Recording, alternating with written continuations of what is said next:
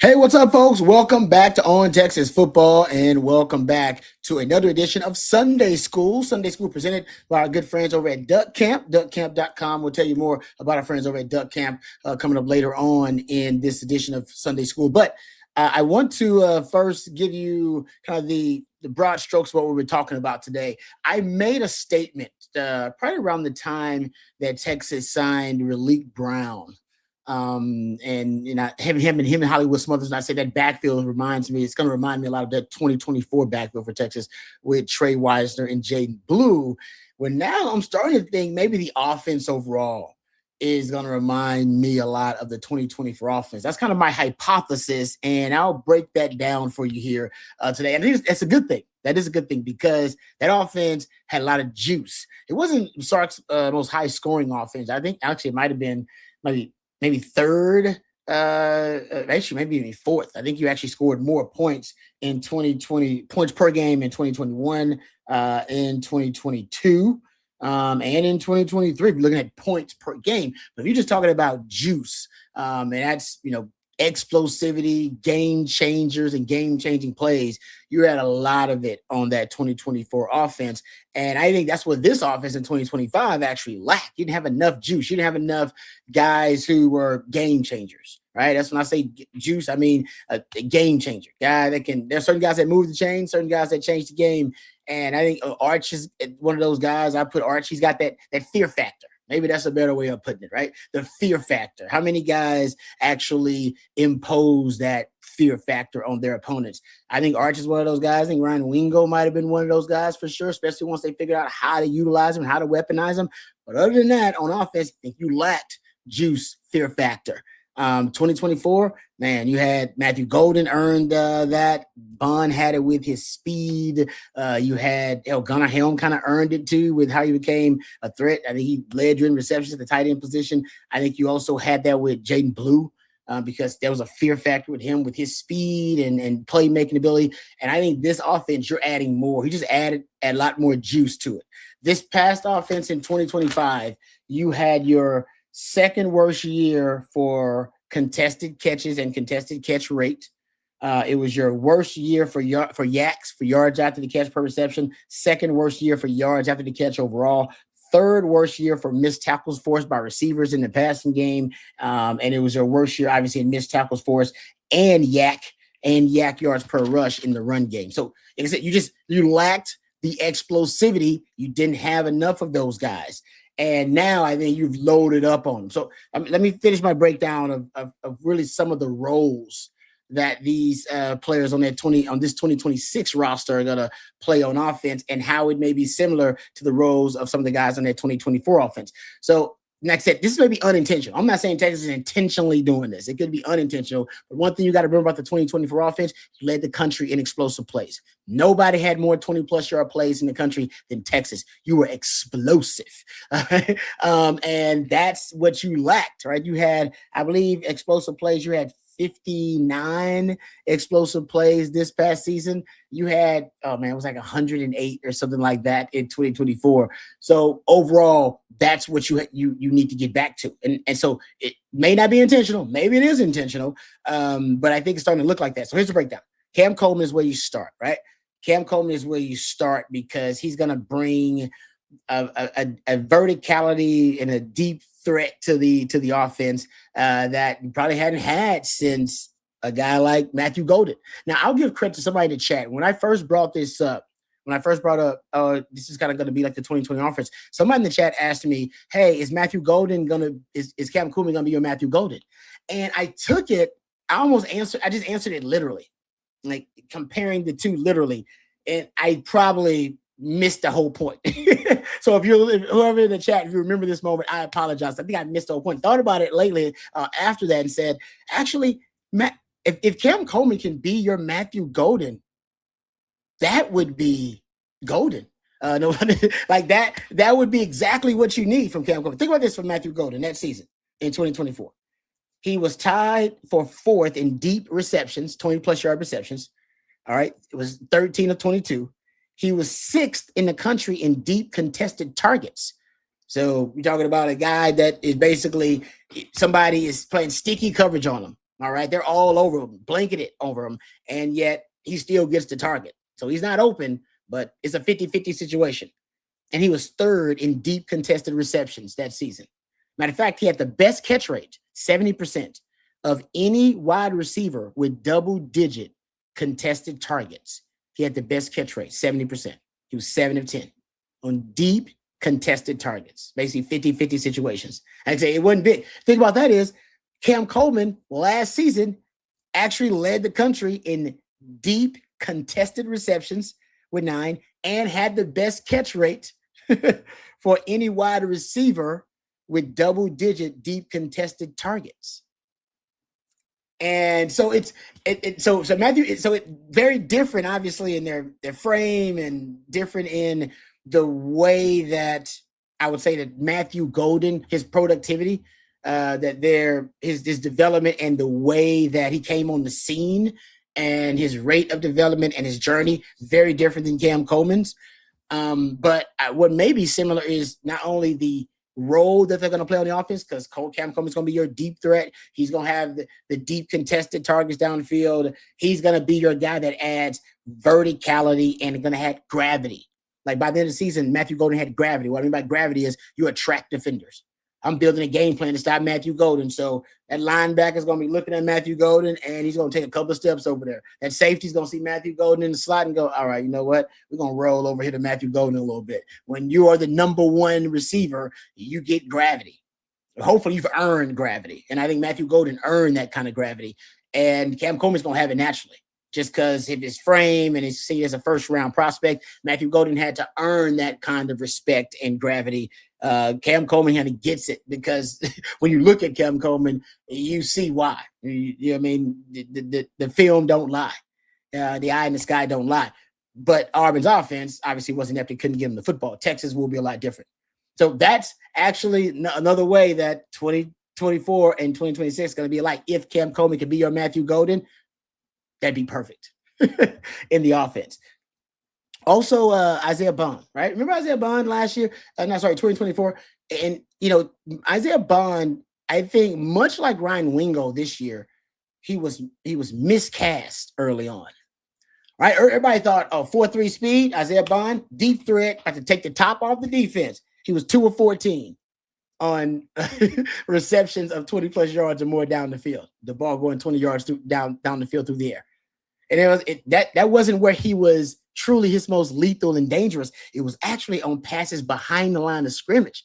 Remember I said in 2024, I was like, he's just an extension of the run game. These are just long handoffs to Isaiah Bond. They still put him in the backfield. They just kind of line him up in the slide, or they'll motion him and do a little swing route to him, whatever it is, targets to motion. But he essentially is a running back because a lot of his best plays are behind the line of scrimmage or start behind the line of scrimmage. That year, Isaiah Bond was fourth in the FBS in yards per reception on throws behind the line of scrimmage, 12.7. He tied for the lead in college football on touchdown receptions on targets behind the line of scrimmage with 3. And he was fourth in yak yards after the catch per reception on behind the line of scrimmage throws, almost 16 yards. Ryan Wingo this past season, miscast. Thought he was going to be the guy that stretched the field, and he did at times. There were times where he was able to stretch the field, but his strength is not a contested catch guy. He ain't what Cam Coleman is. He can stretch the field with his speed. But if it comes to a contested catch situation, sometimes it's hard for him to be strong at the catch point. That's something I'm sure he's working on this offseason, right? To go up and attack the football, be strong at the catch point. Cam Coleman is a monster at the catch point. But Sark figured out later, you know what? When he ran 5 straight weeks of the first play of the game being one of those quick screens to Ryan Wingo in some form or fashion, he figured out he's a yak daddy. Just like Isaiah Bond. It's like, no, he's a yak daddy. Yeah, he's fast and he's got a lot of elite traits, but yak daddy is what he is. And I remember saying it about Ryan Wingo when I did the scouting report on him. I was like, he's surprisingly really good with the ball in his hands. That's why I started kept running reverses with him. Remember in 2024, they kept just running reverses with let's run a reverse with him. And he was averaging 20-some yards a pop every time he would touch the football, mainly because when he would hit a reverse, he would pop it. He's really good with the ball in his hands. Figured that out in this game. Yak. And Ryan Wingo, he was second in the Power 4 in FBS in yards per reception on throws behind the line of scrimmage. and second in yards per route run on throws behind the line of scrimmage. Turns out he's more of a yak daddy. Yeah, he can threaten you down the field, but you need to weaponize him with yak opportunities, just like you did with Isaiah Bond. And I feel like in this offense coming up in 2026, Sark knows yak daddy. So you got roles now being clearly defined. Cam Coleman's your guy. It's going to stretch the field and add verticality and gravity to the offense that way. And then Ryan Wingo is going to be your yak daddy, and you can run a lot of those quick screens, the smoke screens, the bubble, the tunnel, however you want to, formulate the screen game with him. Those quick throws, you can do it. He can still do the stuff down the field. He was really good with that too, down the field. Some of that stuff, especially some of those dagger concepts in the middle of the field. But he excelled, one of the best in the country, if not the best, arguably, when you get on the passes behind the line of scrimmage, like Isaiah Bond was. Another way. All right, here's something else. And this is kind of where the theory started, was with the running back duo. This is when it's going to be really interesting because and where it started was the targets, because running backs don't get a ton of targets. What's special about the 2024 offense, both Trey Wisner and Jaden Blue were both top 10 in running back targets that entire season in college football, in all of FBS. Top 10 in running back targets, a lot of targets. You had 58 and 57 targets for Blue and Wisner that season. Raleigh Brown and Hollywood Smothers, this past season, they were both top 20 in targets. You go look at targets for running backs. It's a lot of targets. The thing that separates you is how many targets can you get past the line of scrimmage as a running back that aren't necessarily a screen or a check down. That's when because Sark always says running back, the most underutilized position in the passing game, an underutilized weapon in the passing game. So he uses his running backs a lot in the passing game. And ideally, he wants a running back that can be a threat vertically down the field in the passing game, because that's when you really can take advantage of linebackers in being exposed in coverage. And that's where Jaden Blue excelled. That's where Jaden Blue was arguably one of the best, if not the best, in the country in 2024. He had 58 targets, 25 of them past the line of scrimmage. And how many 10-plus yards? He had 11 10-plus yard targets. So 11 targets that were more than 10 yards down the field. To give you a little context, a little perspective on that, Trey Wisner had 57 targets. He had one target that was more than 10 yards downfield. He had one. He had 17 pass line scrimmage. Only one of them was more than 10 yards downfield. Jaden Blue had 11. He had 4 20-plus yard targets down the field. That's most times it's that wheel concept to get him down the field. And then I think most of those 10-plus yard targets are probably that Texas concept, that where he runs that little Texas route, where he kind of starts off like he's going to run, sometimes it kind of starts off like going to run a wheel route or something called an angle route. Start out to the sideline and cut it back inside like you're running a slant. And he was great on those. Scored touchdowns. Jaden Blue had 5 touchdowns on passes past the line of scrimmage. 5 touchdowns on passes past the line of scrimmage. Like, that's what made him. So Raleigh Brown, 46 targets, 18 pass line scrimmage, only 3 10-plus yard targets, which actually for a running back that's pretty average or above average, because Hollywood Smothers had 40 targets, 15 past the line of scrimmage, and 2 10-plus yard targets. So I think Sark's going to look, and I think Raleigh Brown may be the guy that he tries to run on some of those angle routes, that Texas route or that wheel route down the field, because I think that's what he likes about both of these backs, is that they're really good in the passing game. So I don't know if they're going to get 58 and 57 targets. They might, but Arch scrambles a lot more, where Quinn would check it down. Arch will just scramble it. He'll just take it, run it. And so instead of the check down, he checks it down more, but he actually be more of a weapon scrambling than he can be checking it down. So he'll just decide, you know what, I'm going to scramble it. I think you'll get more check down next year. You'll get more check down throws from Arches, because he's a veteran and more experienced and just more mature. And he realizes, you know what, I want to stay out of harm's way. In the big games, I think he's going to tuck it and run it. But, I think in some of those other games early on, I think he may decide to err on the side of caution and just check it down. So you may get numbers that are close to Jaden Blue and Trey Wisner, but I do think Raleigh Brown, both of those guys, my prediction, they'll be top 20. I think probably top 15 in targets, like both of them. If everything works out, nobody gets hurt. So running back wise, I also think, remember, you didn't have a power element to your running game either, because Cedric Baxter got hurt. So you didn't have the power element to your running game. And then Jared Gibson wasn't trustworthy enough, right? Couldn't hold on to the football. Jaden Blue went through some of that. But then, when you start doing risk versus reward, you're like, you know what? The reward is worth it. The risk is worth it because of the reward you get with Jaden Blue. Wasn't the case with Jerry Gibson, but you didn't have a power element to your run game. This 2026 offense doesn't look like you're going to have a power element to your run game. Maybe a young Derek Cooper comes in and can be the power element to your running game. But remember, you didn't really have that in 2024. You had a finesse O-line. They weren't road graders. They were finesse on the O-line. And this O-line seems like it's going to be finesse. It seems like their strength is going to be pass protection, not necessarily run blocking, because you hadn't got a road grader yet, and you hadn't really totally done with the reconstruction of the interior O-line, which is fine. I'm just saying it's going to be more like that 2024 offense. I would say the offensive line for 2024, higher level, I think a higher level of talent overall, like a higher ceiling of talent. And I think you were deeper on the O-line. So that's two big differences, kind of negative. I think kind of a negative comparison to the 2024 and 2026 offenses. I think every other place, I think you kind of an upgraded, souped up version of those positions and those roles, but not necessarily on the O-line. I didn't think you got your tackles or your strengths, kind of like that O-line, but you don't have a 4-year starter on the at the center position. Kelvin Banks, I think, was a higher level player than Trevor Goosby, but Trevor Goosby is really good. You had Hayden Connor and I guess DJ Campbell. I mean, you had I think a higher level of talent there on the O-line, but we shall see. Still remains to be seen. Also, I think you were deeper at wide receiver than you are in 2026, right? That wide receiving group, your fourth and fifth wide receivers were pretty much like Wingo and Bowden, right? You had Golden, you had Bond, DeAndre Moore, and then your fourth and fifth wide receivers were Silas Bowden and Ryan Wingo.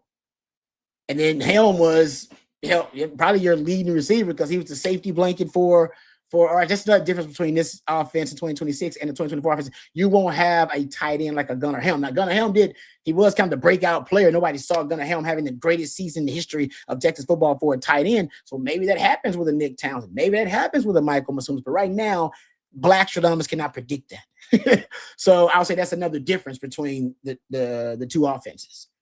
But I think ultimately a deeper wide receiver, but I think you have maybe a higher level of talent now at wide receiver than you did in 2024. We didn't know what Matthew Golden was going to become. We didn't know he was going to become the first round wide receiver. He certainly worked his way into that role. I'll say this, and this is kind of the end things. I do think ultimately some of the other differences, I would say good differences for the 2026 offense. You have upgraded quarterback. All right, that can run. I talked about the scramble drill all the time versus Power 4 teams. Arch averaging over 8 yards per rush on scrambles versus Power 4 teams, 11 yards per attempt on throws during the scramble drill, over 9.5 yards per play just on scramble or scramble drill alone versus Power 4 teams. Quinn couldn't give that to you. So that's added value that you have that you didn't have that added value with Quinn that you'll have in the Arch offense. And also, he's a +1 in the run game, actually, with the added element of the quarterback run game. When they decide in the red zone or short yardage to use the quarterback run game, they didn't have that in that 2024 offense either. And he's a better deep ball thrower, right? He's better sack avoidance. It's something Quinn wasn't good at. He was that was actually a weakness of his game. He wasn't great at sack avoidance. Turns out that's one of the strengths for Arch. He can avoid sacks really, really well. And Arch had a better deep ball season, throwing deep passes 20 yards or more down the field in his first year as a starter than Quinn ever had. Quinn's best year actually throwing a deep ball was that 2024 campaign. I think he completed 38% of his passes 20 yards or more down the field, 9 touchdowns, 2 interceptions. That's really good. Arch this past season, 934 yards, 40% completion percentage on deep passes, 13 touchdowns, 3 interceptions. And he was really good last year. Remember when he came in 2.5 starts, in 2024, in those 2.5 starts throwing the deep ball. So those are some kind of the added bonuses that you'll have in the 2026 offense that were better than the 2024 offense or that they just didn't have access to. Also, another thing, Who's going to be your Gunnar Helm of this group and kind of take on the DeAndre Moore role? I will say that Evan Mosley, the big slot, is something that will be different. I do think they're going to go with kind of a big. Now, Sark's receivers all rotate in the slot. Who's going to take the majority of the slot reps? That'll be something to watch. The big slot for Emmett Mosley. And maybe instead of your tight end getting a lot of those targets that work the intermediate area of the field, maybe it's just going to be Emmett Mosley. So maybe your Gunnar Helm role, not the volume that Gunnar Helm got, because I think he led you in receptions that year, and maybe not a safety blanket because Arch will scramble instead of looking for the tight end as a safety blanket. Maybe works in a scramble drill, but maybe that's Emmett Mosley. Maybe he takes on that role as the guy that works the intermediate area of the field. You got Ryan Wingos, your yak daddy, and your short throws. You got a deep threat that brings verticality and gravity to the offense in Cam Coleman. And now you need a guy that's going to work the middle. All right. And that's Emmett Mosley. So maybe that's that's another difference, but it may be something that ends up being integral. Also, fewer turnovers. One thing Arch does really well, we don't praise him enough. He's really good with ball security. Texas only had 9 turnovers this past season, guys. That was the 5th fewest. If you go look at it overall, they lost 9 turnovers. The 5th fewest in all of college football. In 2024, you were 130th in turnovers lost. You lost 26 of them. And you were 43rd in turnover margin. This past season with Arch, you were top 5 in turnover margin in the country. He's got a knack for avoiding sacks and avoiding the disastrous turnover. Disastrous decision-making, I think you'll get overall will be better too. And hopefully fewer penalties. I know 2024 you had fewer penalties. This year you were 130th and 132nd in penalties and penalty yards. You were 87th and 73rd in 2024. Maybe this group has fewer penalties. If that's the case, really high ceiling overall for this group. All right, there you go. That's my breakdown of my hypothesis of this 2026 offense starting to resemble 2024 offense. And if that's the case, then you'll get back to being one of the top 10 most explosive offense in the country. That was one of my predictions too. You will be top 10 in explosive plays. I think you'll get back to top 10. You were top 10 in 2023. You were number 1 in the country in producing and generating explosive plays in 2024. I think you get back to the top 10. I feel so. I put money on that with this group in 2026. All right, let's before we get out of here, let's thank our sponsor, our friends over at Duck Camp.